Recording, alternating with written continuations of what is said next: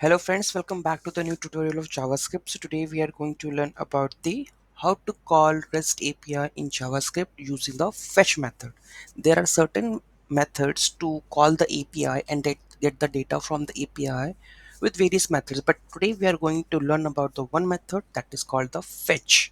Okay, so this is called the fetch method that we are going to learn. Okay, so those who haven't subscribed my channel yet, please do subscribe my channel, and if you like the video, please do like, share and comment on it. Okay, so let's get started.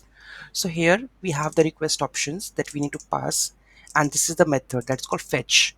This is the URL where you want to retrieve the data from that URL, and here we have the then response, whatever the response we are getting from that one, then result printing, and the third one is the catch. If there is error, then it will print the catch, whether it's to be a timeout 404 error or something, it will log here, so you can handle the request accordingly, right?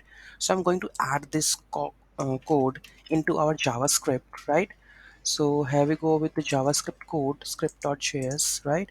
And here I'm going to add this code. Done. And let's go and run this file index.this, and let's enter this one.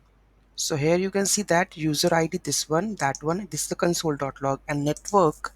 If I go and hit this, you can see that there is a API hit, and which API hit, which we have JSON placeholder type to do's one. Same thing that we have added over here. You can see that. See, this API is hit. That means what the API response is 200, right? So whatever data we have, it will response is response.console text, and the result what we have printed is console.log.result. You can see that the result is printed over here. User ID, this.